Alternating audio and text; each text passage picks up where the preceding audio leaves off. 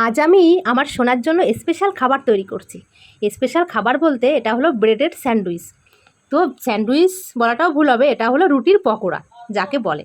তো রুটির পকোড়া তৈরি করার জন্য এখানে স্যালাড কেটেছি, আলুর পুর তৈরি করেছি, সস রেডি করেছি, আর এখন ব্যাটারটা তৈরি করে নেব বেসন দিয়ে। তো ব্যাটারটা তৈরি করতে এখানে নুন দিয়েছি, একটু হলুদ দিয়েছি, আর একটু মিষ্টি, আর একটু সামান্য লঙ্কার গুঁড়ি, ব্যাস। তো এখন দেখো ব্রেডটা আমি কিভাবে কাটছি। তো ব্রেডটা আমার কাটা হয়ে গেছে, তোমরা তো দেখতেই পাচ্ছ যে ব্রেডটা আমি কিভাবে কাটলাম। তো যাই হোক, এখন কড়াইতে আমি তেল দিয়ে দিচ্ছি, রিফাইন তেল। তো এই যে ব্রেডটা আমি কেটেছি আর যে পুরটা রেডি করেছি, এটা কিন্তু একদমই আলুর একটা পুর। তো সেই পুরটা আমি এখন ব্রেডের উপর দিয়ে দিচ্ছি, তারপর আর একটা ব্রেড দিয়ে চেপে দিচ্ছি ভালো করে। তো ব্যাস, আমার ব্রেডের উপর আলুর পুরটা দেওয়া কমপ্লিট হয়ে গেছে। এখন বেসনের যে ব্যাটারটা রেডি করেছিলাম আমি, সেই ব্যাটারের ভিতরে ব্রেডটা আমি ভালো করে ডুবিয়ে এখন গরম তেলে ছেড়ে দিচ্ছি ওটা।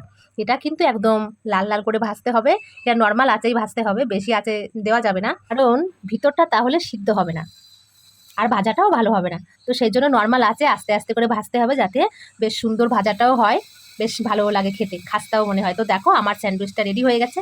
এখন করছি স্যান্ডউইচের জাদুকরি। তো আমি একটা ছুরি নিয়েছি, এই ছুরিটা দিয়ে স্যান্ডউইচের মাঝখানটা কেটে দিয়েছি। এখন যে স্যালাডটা কেটেছিলাম, তো সেই স্যালাডটা দিয়ে দিচ্ছি, তার উপরে দিয়ে দিচ্ছি সস। তো দেখতে কিন্তু বেশ লাগছে, আমার ছেলের এটা খুব প্রিয় খাবার। তো আমি এখন ছেলেকে দিয়ে দেবো খাবারটা। তো আমার ছেলের প্রিয় খাবার আমার ছেলেকে এখন দিয়ে দিলাম। তুমি খুশি হয়েছো বাবা স্যান্ডউইচটা পেয়ে? খুব খুশি হয়েছে তো? আচ্ছা, বাহ, ভালো হয়েছে খেতে? মানা মা খুব ভালো স্যান্ডউইচ তৈরি করে না? আচ্ছা, খাও আমার সোনা বাবা তুমি।